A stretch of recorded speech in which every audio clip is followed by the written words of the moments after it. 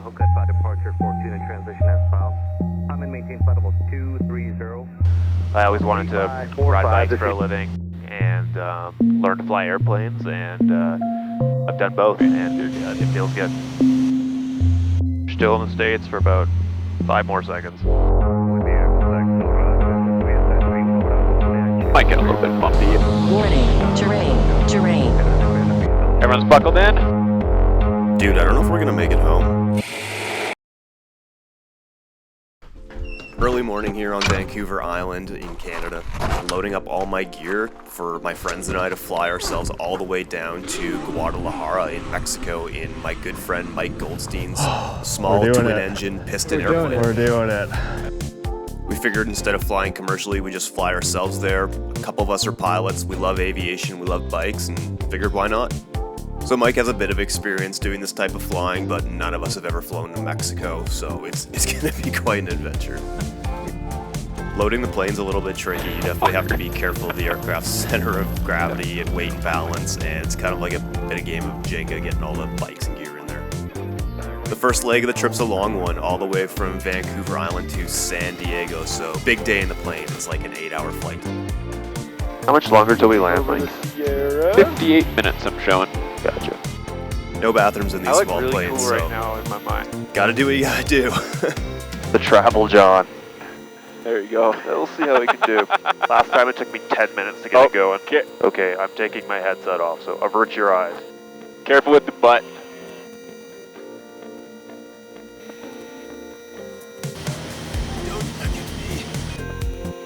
It's like the most challenging thing ever. Did you do it? No. Oh.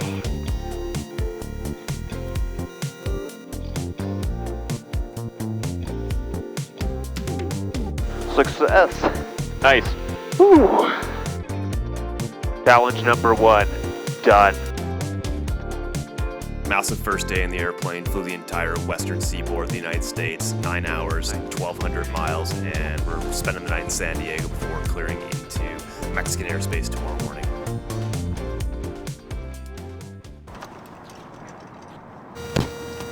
Once we departed San Diego and we were in Mexico, this is where the first challenge of the trip started. If you like pina coladas. We had to cross the Sea of Cortez. So the Sea of Cortez is about 100 miles of open, sharky ocean between the Baja Peninsula and mainland Mexico. We just passed the point of no return. If we have an engine failure as an emergency, we're going to keep gliding straight ahead to try and make the next shoreline, but you don't want to go down in the water. No, we don't want to go down the water. Definitely not. It's a bit of an eerie feeling when you can't see land on either side of you and you just think, there's an emergency, like, it would not be good for any of us. But we made it, didn't die. Really rewarding seeing the city lights of Guadalajara, a city of 5 million people, as we're on our final approach after flying 2,200 miles all the way from Canada.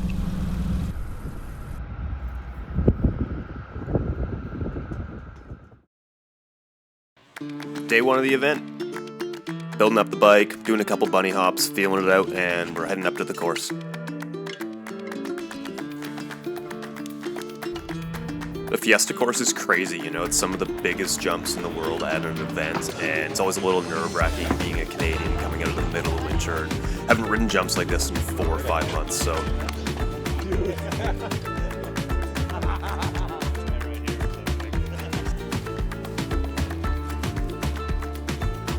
You kind of show up and you get that initial anxiety and you're like, oh yeah, that's what this is about. The nervous poops kind of deal.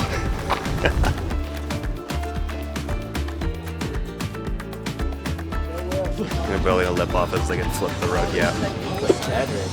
Children. Never seen a Mexican hospital before.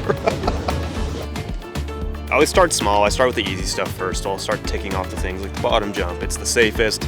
I rode it a ton last year, and you can really warm up on that jump, and it's a lot safer than if I just drop in and ride the whole line cold turkey.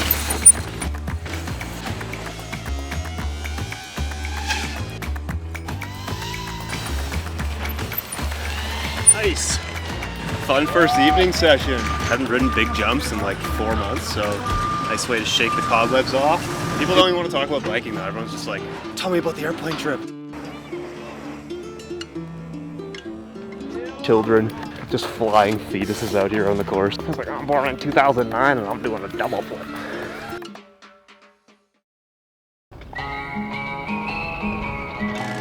Day 2 at Fiesta, starting to feel a little bit more comfy on my bike, you know, shake the cobwebs off. Freeride Fiesta is a pretty unique event that it's huge jumps and it's also really windy.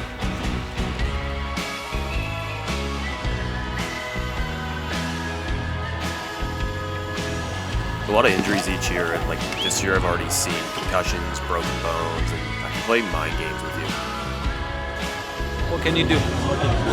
You kind of always have to weigh that risk and reward, and is it worth it, and why are you doing it, and is it fun, and are you doing it for the right reasons? So it's good to reflect on that every once in a while and not push it too hard that you end up in a hospital.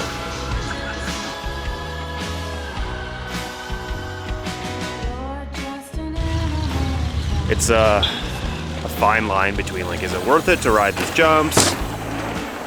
And you know, you ride them and you're like, oh, that was so easy, and you make it look really easy. At the same time, like some of the top guys in the world are just getting absolutely broken off riding these jumps, and it's certainly anxiety causing. Yeah, this morning I just wasn't feeling riding. Didn't sleep well, and I knew I didn't want to get out there and ride the course. So just decided to go for a walk in Chapala and check out some scenery, have a good breakfast, and we're gonna head over to the course later today and just take it slow and take it piece by piece and start checking the course off.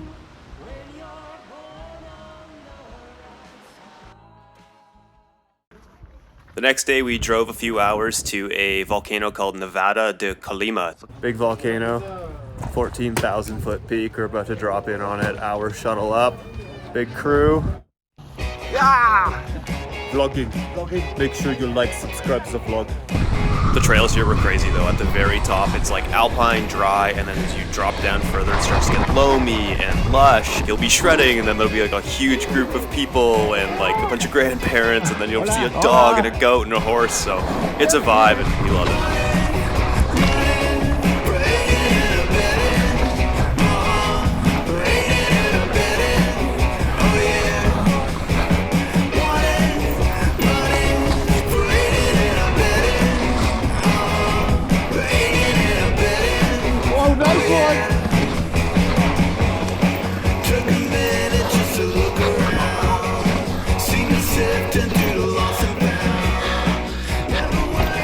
Oh yeah! Oh! So you really go through all these different like biospheres of terrain, and it's never ridden anywhere like that where you have so much vertical and such varied terrain. Okay, gracias!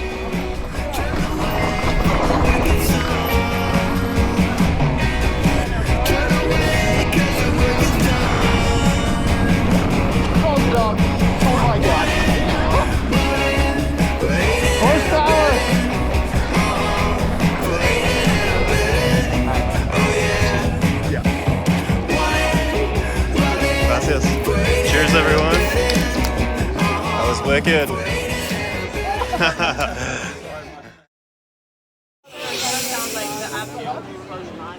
Final day of Freeride Fiesta. So this is the public day. All the spectators show up, and this is what we've been practicing for all week.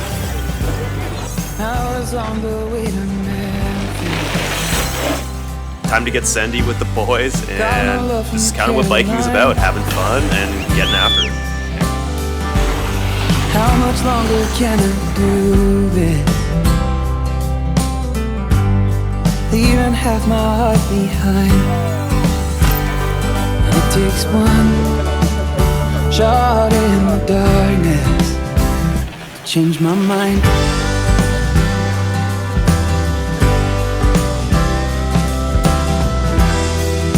And the years are passing by.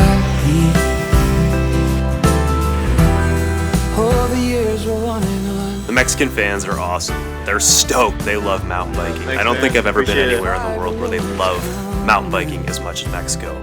It's awesome.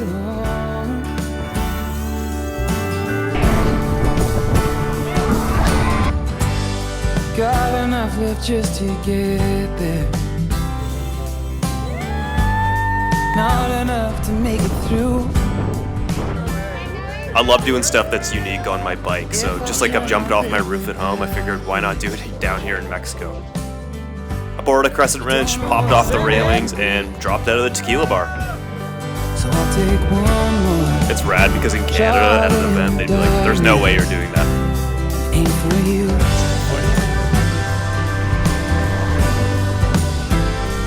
I'll take one more shot in the darkness. Ooh.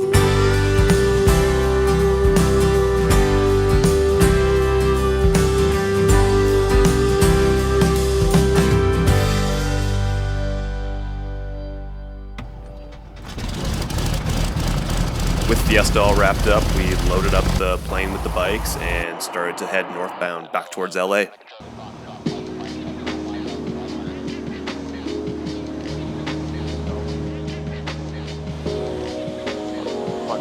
We flew the Baja northbound at like 50 feet the whole way, just buzzing cacti, and it was awesome. Mexico's beautiful. We just landed here in San Diego in Southern California. 8 hours in the plane today, flying all the way from Guadalajara. There's a massive winter storm moving in tomorrow morning that's going to shut down our flight plans for the rest of the week. It's just a no-go for flying. Options that we have tonight: keep pushing up or be up super early, because we just need to beat all the shit that moves into Vancouver, but we bounce out of here like really fucking early out of Camarillo. Yeah.